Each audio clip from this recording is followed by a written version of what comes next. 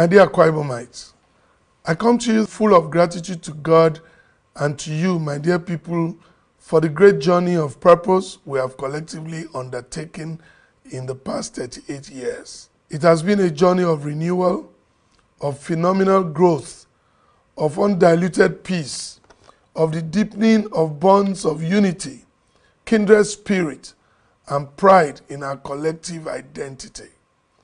It has been a journey that will gladden the hearts of our founding fathers who had prayed, consulted, and dreamed of a homogeneous state of shared values, ethos, and drive. But their hope was not realized in their time. 38 years ago, that dream came alive with the creation of our dear state, the land of promise, a land of valiant and resourceful people, Akwa Ibom State. Let me again, as I've always done in the past, on behalf of the government and people of this great state, thank and celebrate our former military president, General Ibrahim Badamasi Babangida, GCFR, retired. For this unique gift, may God continue to bless him with good health, a sound mind, and spirit. 38 years ago, this state, especially the capital city of Uyo, was, for all intents and purposes, a glorified village, a rural backwater bereft of modern infrastructure. Today, 38 years later, our state has become the destination of choice, the nation's best-kept secret. In place of dusty, narrow streets, some of which looked like bush tracks, we now have possibly the best road network in the nation. Our people, long thought to be mostly good at performing domestic chores, have all arisen and are holding commanding positions across the world in various professions.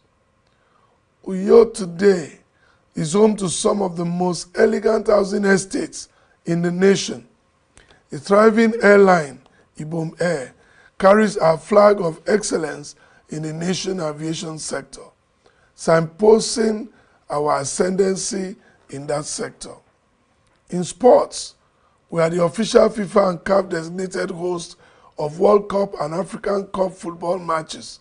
All over the state, the energy is infectious, our people are hopeful, and the sunny disposition on what the future holds is palpable.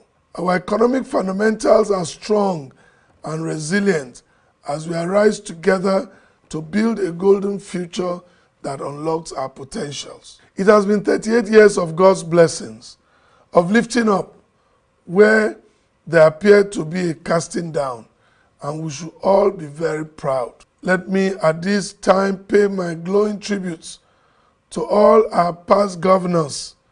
These leaders were passionate, determined, and focused in moving our state forward, and we should celebrate and honor them for their service to the state, rather than disrespecting or castigating their legacies. We owe them deep respect.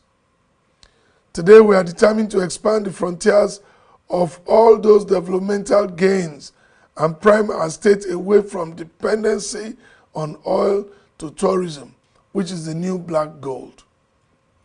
Through our governance blueprint, the Arise agenda, we have reignited our passion in agriculture and the need to produce our staple food so our people may have enough to feed their families and to earn income too. The tree crop development plan, which we will soon launch, will provide generational and sustainable economic prosperity for our people and restore our place as the nation's leading oil palm producers. I urge you to participate in this exercise once it is launched. We are providing access roads in our rural communities and have expanded the road infrastructure in the state as we have done over 771 kilometers of road, either commissioned or ongoing across the 3 senatorial districts. Some of these roads were inherited from past administrations on which we have deployed our finishers' anointing. Tomorrow, September 24th, the Honorable Minister of the Federal Capital Territory, His Excellency Barrister Ezenwo Nyesom Wike, CON, will help commission the 15-kilometer Ikorotomo-Azumini Road and other internal roads in Ika local government area. Security has been strengthened, and just a few days ago, we launched the Akwa Ibom Security Trust Fund, aimed at bringing the private sector together in the onerous task of ensuring we remain one of the nation's safe, secure, and peaceful states. We thank our security agencies for their collaborative efforts with us. Our schools and healthcare services remain major areas of attention. We'll continue to build modern healthcare centers across the state, as well as modern primary and secondary schools in the 3 senatorial districts. The emergency we recently declared in the healthcare sector will address the gaps in that sector. We hope to flag off the construction of our 350-bed Ibom International Hospital along the medical corridor, as well as the commissioning of our Rise Elders Care Center, also along the same corridor. Through our administration's compassionate intervention, we have built 267 fully furnished and solar-powered 2-bedroom flats out of 500 planned for the vulnerable. In addition, our free food distribution program, drawn from the state's verified social register, is now in its 3rd phase, and we have so far reached over 500,000 households. These interventions are practical demonstrations of our commitment to inclusive growth and to protecting the most vulnerable in our society. Last week, we had our Power Summit and came out with clear, actionable plans to work towards providing electricity for all. We are priming our state as the tourism hub of the nation. Our audacious Arise Resort, which has been celebrated by all who have inspected it, will be commissioned in December and is expected to draw visitors from all across the nation. We are building the 5,000 capacity International Convention Center, the 200-room Ibom Hotel, and the Arise City Shopping Center, all located within the Tropicana grounds. The Ibom Hotels and apartments in Abuja, as well as Ibom Towers and apartments in Lagos, all previously moribund state assets, which we have now converted into money-earning ventures, are ongoing. Let me end this broadcast by again appealing to you, my dear people, to remain united, peaceful, and hopeful as the political season unfolds. I urge us not to allow the flaming passion of politics to divide us. Elections will come and go, but the Akwa Ibom spirit of love, brotherhood will remain. We are running Akwa Ibom united across party lines. I urge our leaders and our stakeholders not to engage in spreading damaging or inflammatory rhetorics, but to rise beyond ethnicity and build with love our promised land, as our state anthem has so greatly enjoined us to.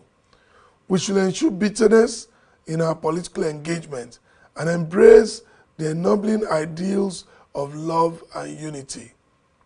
I appeal to our youths not to be used as agents to cause violence, because the law will take its course on anyone who flouts the rules and the sanctity of public peace. Let me again thank our dear President Bola Ahmed Tinubu GCFR for the love he has shown us and the cooperation he has equally extended to our dear son, the Senate President Godswill Akpabio GCON. We pledge our unflinching support to him as he submits himself again in 2027 for Nigerians to return him to Aso Rock to complete his audacious reforms that have already started to bear fruit across the Nigerian economic and social sectors. Let us all arise to a renewed hope for Akwa Ibom and for Nigeria. God bless Akwa Ibom State. God bless the Federal Republic of Nigeria. Happy 38th anniversary.